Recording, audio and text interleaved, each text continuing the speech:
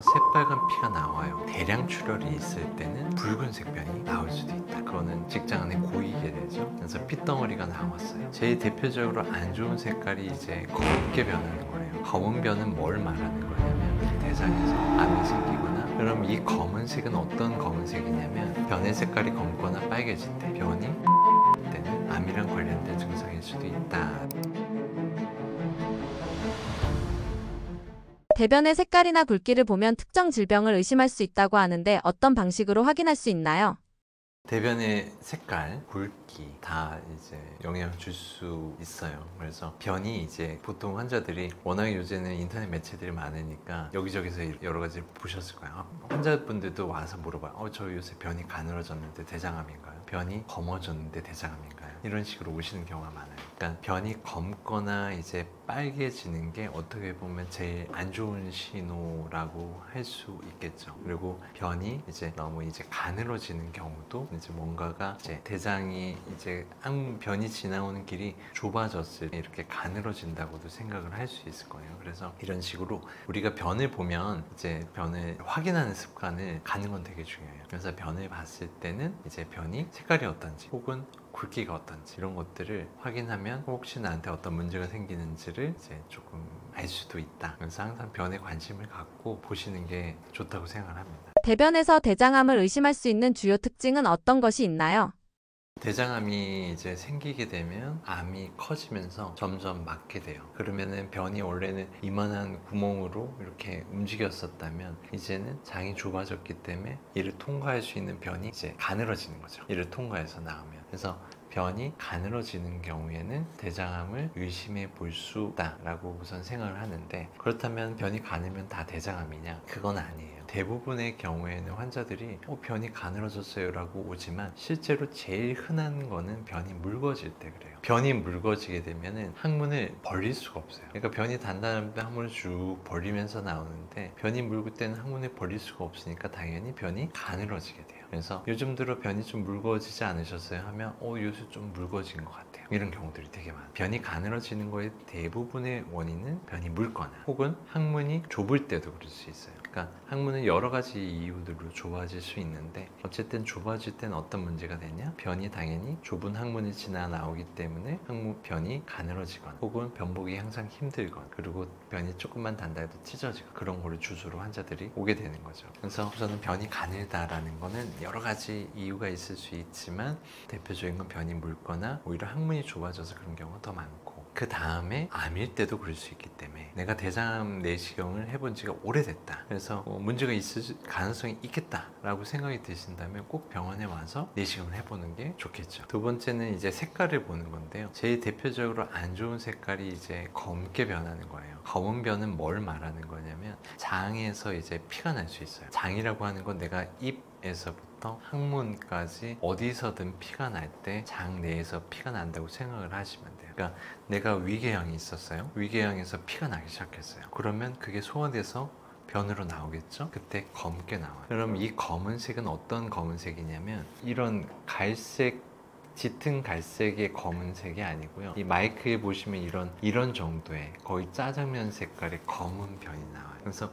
이 정도의 검은 변이 나온다면 내 장 어디선가 피가 나는 걸 수 있겠다라고 생각해야 돼요. 그럼 내가 항상 요새 속이 쓰렸어. 그럼 내가 위에서 피가 났을 수도 있겠다 생각을 하는 거죠. 그리고 이제 변이 가늘어지면서 변이 검게 변해서, 그러면 대장에서 암이 생기거나 그래서 가늘어지고 피가 났을 수도 있겠다, 이렇게 생각을 하실 수 있어요. 그리고 피가 많이 나게 되면 이제 소화돼서 나오는 게 아니고, 피는 양이 많아지면 장을 되게 자극해서 빠르게 움직이게 하기 때문에 완전히 소화되기 전인 붉은색으로 나오게 돼요. 그래서 보통 변을 보고 나서 새빨간 피가 나와요 하면 제일 끝에서 나는 항문에서 나는 거의 가능성이 있지만, 그 외에도 대량 출혈이 있을 때는 붉은색 변이 나올 수도 있다. 그래서 검은색에서 붉은색 모두 장 내에서 출혈하는 걸 수 있어요. 치질에서 피가 나면 새빨갛게만 나오냐? 아니에요. 치질은 겉으로는 뚝뚝뚝 떨어져서 새빨갛게 나올 수 있지만, 이게 치질이 겉으로 나오다가 안으로 들어가서 안에 피가 나면 그거는 직장 안에 고이게 되죠. 그럼 그 피는 하루가 지나면 검게 변해. 그래서 핏덩어리가 나왔어요. 이렇게 오는 경우가 많은데, 이런 경우에도 치질에서 날 때도 그럴 수는 있어요. 그러니까 우선 너무 걱정은 하시지 말고, 그래도 모르니 대장 내시경은 꼭 해봅시다. 이런 식으로 얘기를 하는 거죠. 그래서 변의 색깔이 검거나 빨개질 때, 변이 가늘어질 때는 이제 암이랑 관련된 증상일 수도 있다라고 생각하시고 내시경을 꼭 받아보도록 하세요. 물에 뜨는 변을 자주 본다면 건강에 이상이 있다는 뜻일까요? 물에 뜨는 변이라고 하면 제일 대표적으로는 지방변 이렇게 생각할 수 있어요. 기름은 물보다 가볍잖아요. 물 위에 떠요. 그래서 흔하게 지방질을 많이 먹었어요. 근데 설사했어요. 그러면 물 위에 뜨는 경우 되게 많아요. 근데 이게 꼭 큰 문제라고 할 수는 없겠죠. 그냥 지방질을 많이 먹어서 설사해서 그게 뜬 거다 생각하시면 돼요. 그냥 이게 병적인 지방변이 아닐 수 있다는 거죠. 근데 이게 병적인 문제가 되는 경우가 있어요. 그러니까 우리 몸에서 이런 지방의 분해 및 흡수 능력이 떨어지는 경우도 이런 일이 생길 수가 있는 거죠. 우리 몸에서 이제 소화를 해서 흡수를 해야 될 거 아니에요. 그러니까 우리 몸에 우선 내가 밥을 먹으면 입에서는 침이 나오죠. 이게 아밀라제라고 해가지고 탄수화물을 이렇게 조금 더 작은 덩어리로 분해를 하는 거고, 이제 위에서 이제 산과 그리고 다른 소화효소, 그리고 제일 대표적으로 소화효소를 분비하는 기관이 췌장이에요. 그래서 췌장에서 여러 가지 지방, 단백질, 그리고 탄수화물을 소화하는 효소가 분비가 되는 거예요. 그럼 걔네들이 이제 음식물과 섞이면서 분해가 돼서 필요한 것들은 다 흡수를 하고 남은 것들은 이제 변 덩어리가 되는 거죠. 그런 것들이 식이섬유인건데요. 그래서 소화 흡수가 안 되는 거에 신호일 수 있다는 거예요. 대표적으로 이제 췌장에 암이 생겼어요. 그러면은 췌장액이 나오는 그 길을 막는 거예요. 그러면 췌장액이 안 나오니까 어떻게 돼요? 그러니까 소화 흡수가 안 되면서 설사 자주 하고요. 그리고 이제는 몸무게가 쭉쭉 빠지는 거예요. 근데 내가 이제 변이 좀 무르고요. 항상 지방변처럼 변이 물에 떠요. 근데 몸무게가 하나도 안 빠져요. 거의 이런 게 한 1년 가까이요. 이 췌장에 암이나 다른 문제가 생겼으면 이미 소화 흡수가 안 돼 몸무게 쭉쭉쭉 빠져요. 그러니까 이럴 땐 먹는 걸 먼저 생각을 해봐야 되겠죠. 너무 내가 기름진 걸 먹진 않나? 그리고 내가 장이 너무 빠르진 않나를 생각해야 되겠지만, 그렇지 않고 내가 변이 좀 물이 뜨면서 점점 더 이렇게 몸무게가 쭉쭉 빠지는 것 같아. 그러면은 이제 그거에 대한 검사를 해야 돼요. 혹시 모르니까 CT 검사라든가 그런 것들을 해서 췌장 쪽에 다른 문제가 있는지를 확인하는 게 좋겠죠. 정상적인 변의 굵기와 횟수는 어느 정도가 적절한가요? 정상은 없다라고 생각합니다. 워낙에 배변에 대한 문제들, 그리고 그로 인한 여러 가지 문제들로 이제 병원에 많이 오시는데요. 아주 다양해요. 보면은 한 10명 중에 한 3명 이상은 하루 2, 3일에 한번 변을 보는 것 같아요. 근데 변 보는 거 아무 불편함 없어요. 변도 좋아요. 배도 안 불편해요. 그럼 이 사람은 변비일까요? 저는 변비라고 생각하죠. 근데 하루에 한 두세 번을 봐요. 변이 좀 묽어요. 근데 자기는 전혀 불편한 게 없어요. 변비일까요? 변비는 아니죠. 정상 범위 안에 있다고 생각해요. 그래서 정상적인 변의 굵기라는 것도 없어요. 그러니까 내가 변 보기 편한 변이면 괜찮은 거죠. 항문이 좁아요. 그러면 변이 아주 조금만 단단해도 찢어져요. 그러면 나한테는 정상변이 아닌 거예요. 근데 어떤 사람한테는 항문이 정상적인 크기라면 변이 조금 단단해도 아무 문제 없거든요. 그건 아주 정상적인 크기인 거죠. 변이 좀 단단해도요, 배변에 전혀 문제가 없다? 정상적인 변이라고 생각해요. 횟수 또한 그래요. 아까 얘기했듯이 식사량이 좀 줄면 2, 3일에 한 번 보는 일은 흔해져요. 근데 배변에 문제가 없다면 정상적인 횟수라고 생각을 할 수 있고요. 좀 자주 보면 물고도 그래요. 근데 확률적으로 이런 문제들이 생길 수 있어요. 내가 2, 3일에 한 번씩 봤어요. 근데 조금 먹는 게 부실해졌다고 생각해 봅시다. 그러면은 2, 3일에 한 번 보던 게 이제 한 3, 4일, 4, 5일에 한 번 볼 가능성이 높아지겠죠. 그러면은 이 정도가 되면 변이 많이 단단해질 수 있어요. 그럼으로써 배변 곤란이라든가 아니면 항문 쪽에 다른 문제, 찢어지거나 그런 문제가 생길 가능성이 남들보다 높다고 생각해야 돼요. 그러면 나는 지금은 2, 3일에 한 번 봐도 전혀 불편함 없으니까 잘 지내도 된다. 하지만 나는 조금만 신경 안 써서 조금만 더 늘어지게 되면 단단해져서 문제가 될 가능성이 좀 높겠구나 정도로 생각하시면 돼요. 그래서 좀 더 신경을 쓰면 되는 거죠. 그리고 변을 자주 보는 분들은 내가 먹는 게 좀 과하거나 이런 분들은 특히나 조금만 안 맞는 음식을 먹어도 막 설사하거나 그럴 수 있을 거예요. 그러면 내가 그로 인한 불편이 분명히 생길 수 있을 거거든요. 그러면 나는 조금 더 이제 조금만 무리해서 먹거나 그러면 나는 더 설사하고 배가 많이 불편해질 수 있겠거나를 생각하고 변을 묽게 만들 수 있는 것들을 좀 자제하는 게 좋겠죠. 불편하지만 않다면 정상 범위에 있다라고 생각하시되 좀 느린 것 같고 빈도가 적은 사람은 좀 더 많이 먹으려고 노력하시고 좀 빈도가 잦으신 분들은 조금 자제하려고 노력하시는 게 맞지 않을까 합니다. 먹는 음식이 변 상태에 미치는 영향이 큰가요? 결국 음식이 가장 중요한 요소일까요?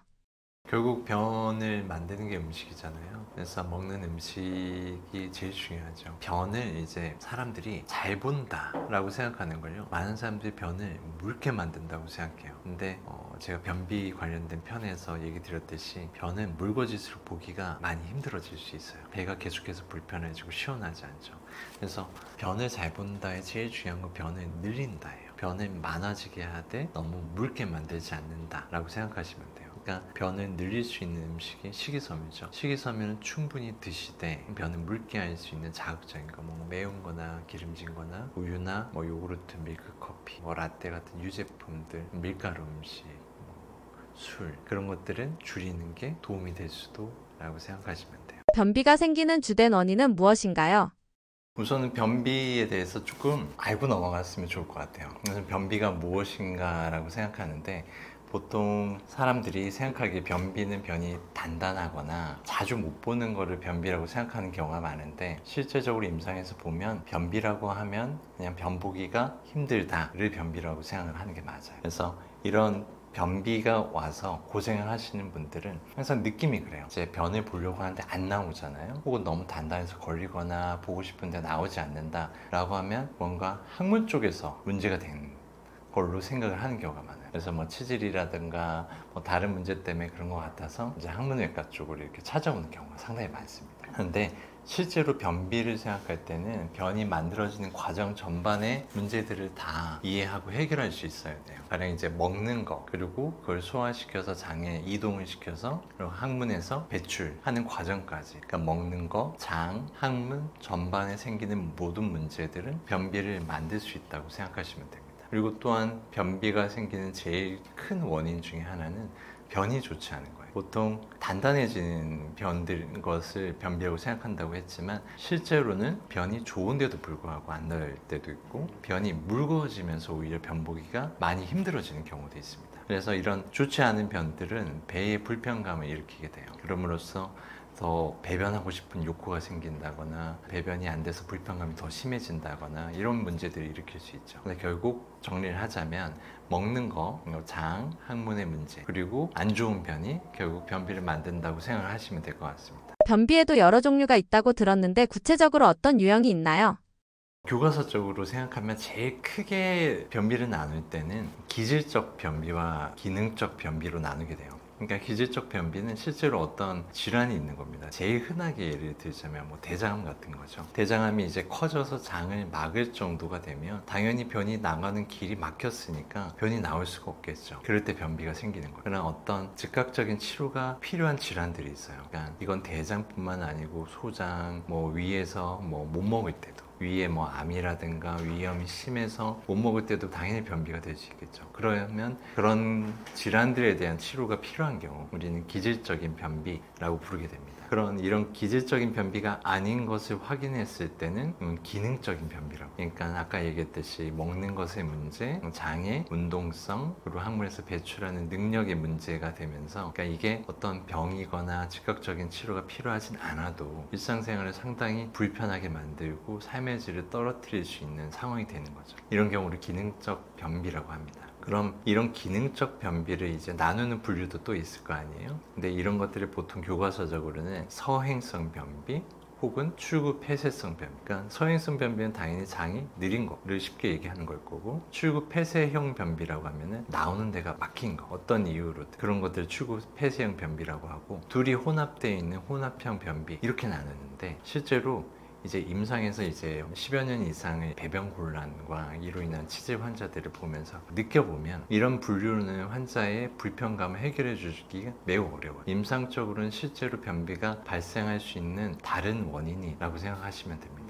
아까 얘기했듯이 먹는 것과 장의 운동성, 항문에서 배출되는 것뿐만이 아니고 환자가 가진 어떤 생각들 있죠. 그런 것들이 변비를 만들게 돼요. 그래서 저는 이 변비 계명, 이거는 실제로 임상적으로 제가 그간의 환자들을 보면서 가장 흔하게 변비가 생기는 타입들을 정리한 겁니다. 그래서 간단하게 몇 가지를 얘기를 드리자면 제일 흔한 건 역시 저식이 변비예요. 안 먹는 거죠. 안 먹는 때 어떻게 변이 나오겠습니까? 이제 우리가 뭘 먹어서 이제 변이 만들어지잖아요. 그럼 장은 할 일이 생기니까 장은 이제 움직이게 돼요. 움직여서 이제 이동시켜서 배출을 하게 되는데 변이 없으면 장도 안 움직이는 거죠. 그럼 장 안에 변이 오래 머물러 있겠네요. 그럼 그 시간 동안 계속해서 물을 뺏기니까 단단해져요. 그래서 배출하기 힘들어지는 거죠. 흔하게 다이어트를 하거나 혹은 몸이 안 좋아서 잘 못 먹거나 뭐 입원하거나 수술하거나 그럴 때 항상 변비가 생기잖아요. 이런 것들이 이제 대표적인 저식이 변비의 예시라고 생각하시면 됩니다. 두 번째로는 빠른 변비. 이거는 뭐 어떤 책이라든가 어떤 논문이라든가 그런 데 나오는 건 아니에요.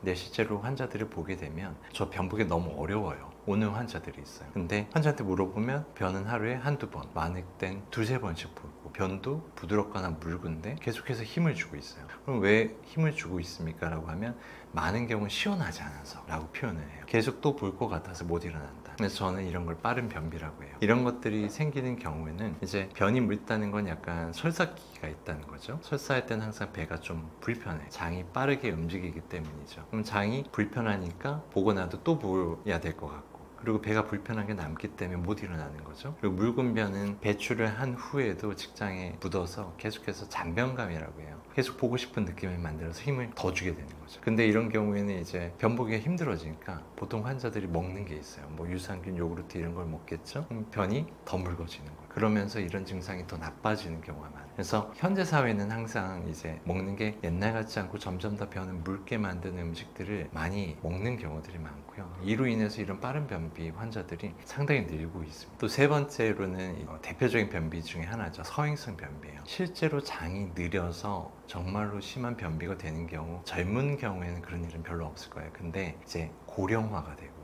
파킨슨병, 여러 가지 신경계적 질환, 척추 질환 그런 것들이 생기고 거의 잘 못 움직이면서 장은 점점 느려지게 돼요. 특히나 뭐 당뇨가 오래되거나 이런 신경적인 문제가 되면서 더욱더 그럴 수 있고요. 그러면 이제 장이 느려지게 되면은 이제 큰 문제가 생길 수 있어요. 장이 느리면 장 안에 변이 차면 원래는 이동을 시켜야 됐는데 이게 안 되는 거죠. 그럼 장이 이렇게 아무리 움직이려고 해도 이 안에 점점 내가 넣는 게 점점 더 쌓이는 거예요. 그러면서 장은 점점 더 늘어나고요. 그럼 이런 장은 이제 운동할 수가 없어요. 그러니까 고무줄을 적당히 늘리면 돌아가지만 고무줄이 많이 늘어나면 그냥 그대로 해벌레 늘어지는 것처럼 되는 거죠. 그래서 수축할 수가 없게 되고 그러면 장 안의 변은 더 쌓이고 그러면 운동성은 더 떨어지게 되는 거죠. 그래서 이런 경우를 이제 서행성 변비. 서행성 변비는 이제 전문적인 치료가 아주 중요해요. 옛날에 정말 변비약이 없었을 때는 변비 때문에 사람이 죽을 수도 있었다. 왜냐하면 장은 늘어나면 늘어날수록 혈액순환이 안 되면서 혹은 찢어지게 될 수 있거든요. 이로 인해서 이제 복막염이 되거나 사망할 수까지 있는 거예요. 요즘은 약이 워낙에 좋기 때문에 이런 지경까지 가는 경우는 아주 드물지만 그래도 이 서행성 변비에 대해서 제대로 알고 치료를 해야 되는 거죠. 그래서 고령이나 만성질환자가 변비가 심해질 땐 전문적인 변비 치료를 받는 게 아주 중요한 거예요. 그리고 또 한 가지 소개시켜드릴 아주 중요한 게 바로 강박적인 변비예요. 사람들이 변에 대한 잘못된 인식들이 많은데 특히나 제일 큰 게 그거예요. 변은 매일 보는 게 좋다. 근데 절대로 그렇지 않아요. 그러니까 이렇게 생각하시면 돼요. 내가 옛날에 많이 먹었어요. 젊었을 때 이만큼 먹었으니까 변이 이만큼씩 생겼겠죠. 그런 변을 매일 볼 만큼 변이 있었을 거예요. 그럴 땐 매일 봤을 텐데 내가 절반 정도만 먹기 시작했어요. 여러 가지 이유로 나이가 들면서 혹은 다이어트를 하면서 그러면 변을 며칠에 한 번 보겠어요? 한 이틀에 한 번 보는 게 정상이 되는 거예요. 옛날에 먹던 거에 한 3분의 1을 먹는다면 한 3, 4일을 먹는 게 정상이 되는 건데 근데 사람들의 생각은 변을 매일 봐야 된다고 생각하는 거죠. 나오지 않는 변을 억지로 가서 앉아서 보려고 그래요. 이런 강박적인 성향이 생기는 이유는 또 몇 가지가 있는데요. 한번 변비 때문에 심하게 고생했던 사람은 그 고생했던 걸 또 겪기가 싫은 거죠. 그래서 오늘 변을 안 보면 큰일 날 것 같은 거예요. 그래서 억지로 때가 되지 않은 변을 밀어내려고 하는 거예요. 그래서 우리 몸에 이제 배변하는 메커니즘에 대해서 이해를 하면 조금 더 편한데요. 그러니까 우리 장은 늘어나는 걸 인지를 해요. 장 안에 우리가 장을 꼬매거나 용종을 떼거나 지지거나 할 때도 전혀 통증을 못 느끼지만 장을 늘어날 때는 그걸 느끼는 거죠. 얘는 그걸 느껴서 똥이 왔네 하고 짜서 배출을 하는 거예요. 그러니까 직장인 변이 차면 똥이 왔구나 하고 짜서 항문으로 변을 보내주는데요. 항문은 변이 닿으면 원래 저절로 벌어져요. 그게 뭐냐면 똥이 밀고 나오고 있는 거예요. 똥을 쌀 것 같은 거죠. 그럼 어떻게 해야 돼요? 참아야 돼요. 왜냐면 아무 데서나 싸면 안 되니까. 그럼 딱 참고 이제 화장실에 가는 거죠. 급해요. 막 쌀 것 같아요. 그럼 꽉 참고 가서 앉아서 힘을 빼면 어떻게 되죠? 그냥 쭉 나오잖아요. 그러니까 우리 몸은 힘을 하나도 안 줘도 자동으로 배출될 수 있도록 만들어져 있어요. 근데 이게 안 되는 이유가 보통 두 가지. 하나는 단단해서 항문에 걸리는 거. 일단 어쩔 수 없이 좀 밀어줘야죠. 두 번째는 변이 없는 거예요. 때가 안 됐어요. 그래서 직장은 변을 짜주지 않아요. 변이 별로 없거든요. 근데 나는 걔를 빼려고 해요. 그러면 이제 밀기 시작하는 거예요. 그럼 이제 체질만 나오고 변은 안 나오고, 오히려 힘을 주면 항문은 오므라들면서 배변을 방해하게 돼요. 그래서 변이라는 건 매일 보는 게 아니에요. 진짜 보고 싶을 때 가면 편하게 볼 수 있어요. 그걸 잊으시면 안 돼요. 강박적인 변비가 정말로 안 좋아요. 마지막으로 제일 힘든 변비예요. 과민성 변비예요. 과민성 장증후군 요즘 되게 많잖아요. 근데 이 과민성이라고 하는 건 변비다, 설사다를 말하는 게 아니고요.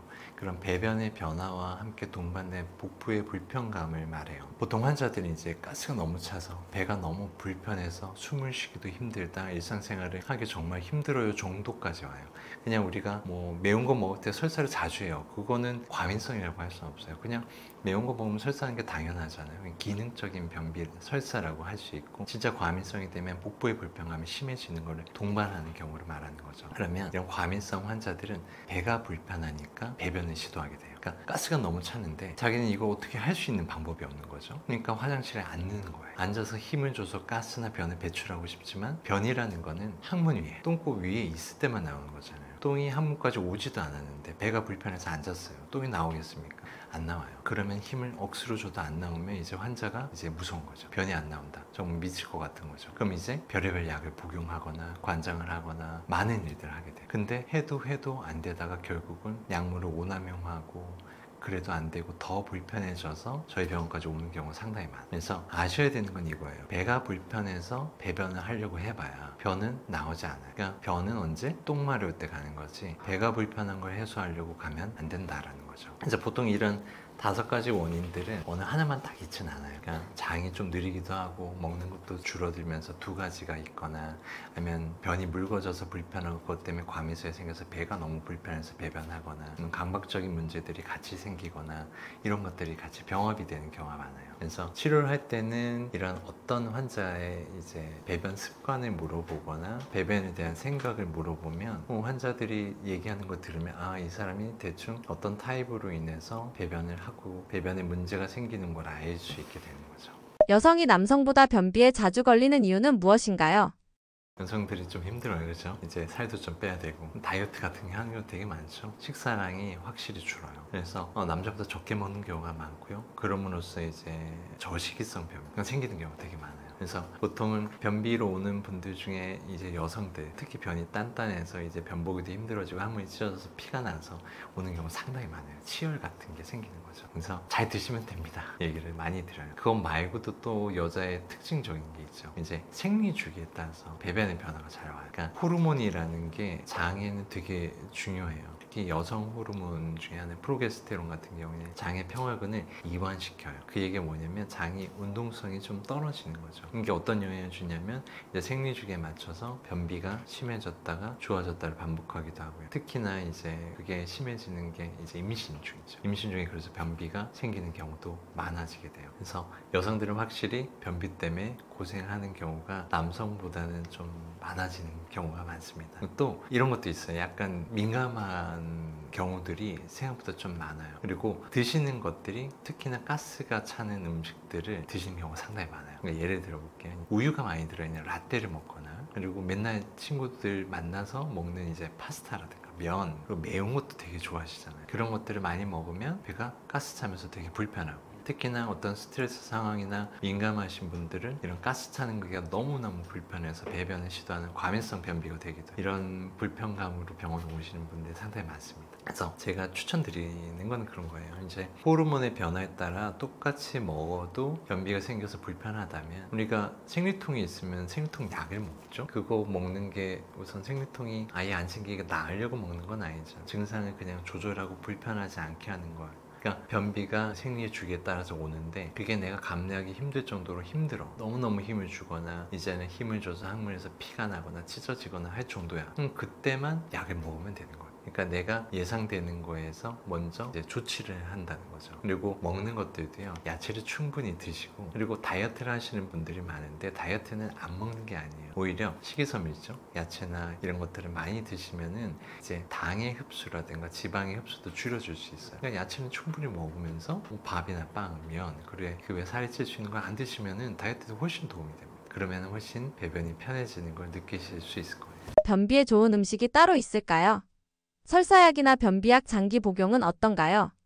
변비에 좋은 음식은 이제 기본적으로 변을 보장해 줘야 돼요. 변이 없는데 변이 나올 수는 없어요. 그죠? 우리가 일주일 동안 굶었는데 일주일 동안 똥이 나오는 게 나올 수가 없잖아요. 그죠? 안 먹으면 안 나와요. 그러니까 변을 늘려야 되는데 뭘 먹는지가 중요해요. 밥이나 뭐 빵, 면, 고기 이런 것들은 몸에 흡수가 돼요. 변을 안 만들어요. 그래서 저잔사식, 남는 게 없는 음식이라는 거죠. 그래서 이런 거는 아무리 먹어봐야 변에는 큰 도움이 안 돼요. 맨날 밥에 물만 먹고 국물만 먹고 빵만 먹고 변이 없다라고 생각해야 돼요. 그래서 변비가 돼요. 그래서 변을 늘리는 게 바로 식이섬유예요. 소화 흡수가 안 돼서 변을 늘리는 거죠. 그래서 야채 많이 드시면 돼요. 그런데 야채라고 해서 무조건 좋냐라고 하면 그건 아니에요. 야채도 여러 가지가 있는데 특히나 가스를 많이 차게 할 수 있는 야채들이 있어요. 그리고 과일도 있어요. 이런 것들은 배를 불편하게 할 수 있어요. 특히나 요새는 뭐 갈아 먹거나 그런 것들 많이 하고 이제 이것저것 옛날처럼 막 시장에 가서 이것저것 다 사가지고 좋은 요리를 만들어 먹는다기보다는 특정 야채만 이렇게 섭취하는 경우도 상당히 많아요. 그러면서 배에 불편한 경우가 많아요. 그러니까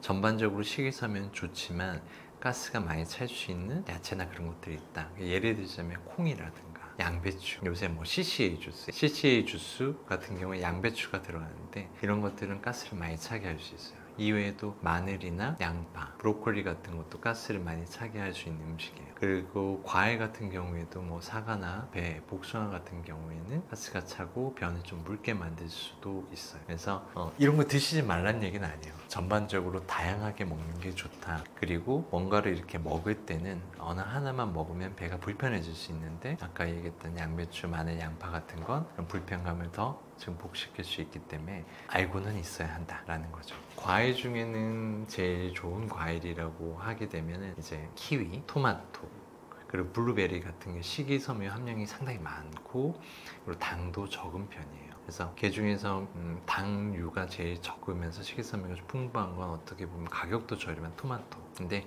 식이섬유 하나만 그리고 쉽게 먹기 좋은 거를 선택을 한다면 키위가 그람당으로는 식이섬유 함량이 제일 좋은 과일 중에 하나죠. 야채 같은 경우에는 뭐 김 같은 것도 좋은데 너무 이제 소금이 많고요. 미역 같은 것도 좋고요. 녹색 야채는 전반적으로 좋은데 아까 얘기했던 양배추, 마늘, 양파는 가스를 차게 할 수 있다 정도는 알고 계시면 좋을 것 같아요. 변비 환자들이 또 안 좋은 인식, 잘못된 인식 중에 하나가 변비약은 오래 먹으면 내성이 된다, 장에 안 좋은 영향을 준다 라는 거죠. 그래서 뭐 약을 가능하면 안 먹으려고 정말 힘들어 죽겠는데 버티는 분들이 되게 많아요. 그리고 또 사서 먹는 게 또 천연이 좋다. 그러니까 천연에 있는 이제 야채 성분이 들어간 것들을 사서 먹으려고 해요. 근데 이렇게 생각하시면 돼요. 독도 천연에서 오는 경우가 많아요. 천연이라고 다 좋은 게 아니에요. 오히려 쉽게 여러분들이 구할 수 있는 것들 중에 장에 내성을 일으키거나 장의 신경의 독성을 일으킬 수 있는 것들이 있다는 거죠. 이런 걸 자극성 하자라고 그래요. 예를 들자면 이런 거예요. 뭐 약국에서 쉽게 구할 수 있는 것들이 있죠. 선전도 되게 많이 하는데 메이킨, 들쿠락스, 비사코딜 제제들인데요. 이런 것들은 장을 자극한 제일 대표적인 화제 중에 하나고요. 또 식이섬유 같은 거 이제 변비가 세서 사서 드시려고 하잖아요. 근데 여기저기 인터넷에 검색해 보면 식이섬유를 파는데 그 중에 한 절반 가까이는 알로에가 들어있어요. 이 알로에는 이제 장을 검게 만들고 장의 흑색증을 만드는 거죠. 장의 신경이 장기적으로 사용 시엔 독성을 일으킬 수도 있어요. 근데 우리나라에서 이런 알로에 사용에 대한 제한이 아직까지는 없어요. 그래서 오히려 이걸 천연이라고 얘기하고 장기간 복용해도 되는 것처럼 얘기하고 환자들은 이런 자극성 화제를 먹고 오히려 설사를 하거나 장에 결국 문제가 되는 거죠. 한번 생각해 보세요. 이 약을 먹었는데 식이섬유를 먹었는데 10분 안에 변해 봅니다. 뭐 1시간 안에 변해 봅니다. 이게 정상적인 걸로 생각이 되세요? 그건 좋지 않은 거라는 거죠. 이거 약국에서 판매하는 하제 중에는 많은 경우에는 센나, 그러니까 자극성 하제의 일종이죠. 그런 것들이 들어있는 경우들이 많아요. 이런 것들은 아주 안전한 약 중에 하나예요. 단기적으로 급할 때는 써야 돼요. 저도 되게 많이 써요. 근데 문제는 이걸 장기적으로 복용하면서 계속 정기적으로 얘를 먹는 건데 어떤 문제가 되냐,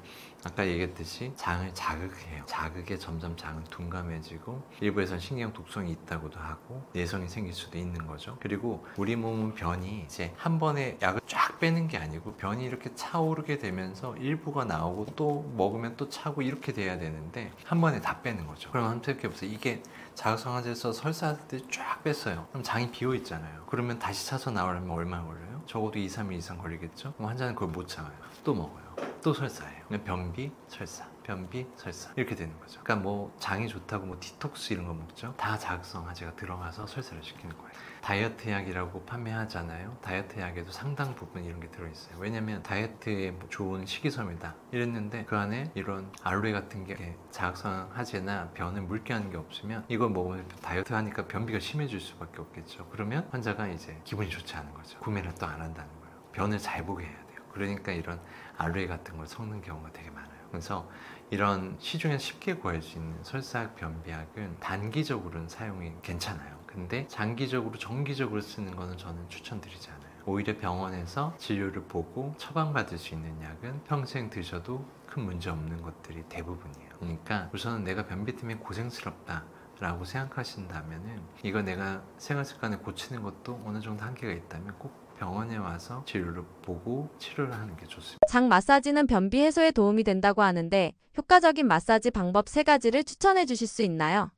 그 장 마사지라는 게 기계적인 것도 있고 장을 자극해서 운동을 조금 더 원활하게 좀 자극해주는 경우도 있어요. 기계적으로 눌러서 짜는 것과 얘를 마사지해서 좋아지게 하는 거죠. 장 마사지를 하기 전에 제가 제일 추천드리고 싶은 거는 복식호흡이에요. 장은요, 이제 장의 움직임에 관장하는 신경이 부교감신경이에요. 부교감신경은 교감신경, 우리가 어떤 스트레스 상황, 막 뭔가에 큰일이 있거나 우리 몸이 어떤 빠른 반응을 해야 되는 스트레스 상황에서 올라가는 게 교감신경이고 우리가 편안할 때 올라가는 게 부교감신경이에요. 그러니까 몸이 편안해야 장도 움직여서 똥을 싸는 거죠. 누가 칼 들고 쫓아오는데 방귀 뀌거나 똥 싸지는 않을 거 아니에요. 그죠? 장은 딱 얼어붙게 되는 거예요. 그래서 편하게 해주고 이런 부교감신경을 자극하는데 제일 도움이 되는 것 중에 하나가 호흡이에요. 그러니까 복식 호흡을 하는 거죠. 보통 우리가 오랫동안 항상 앉아있고 우보정한 자세가 되면 배가 제대로 움직일 수가 없어요.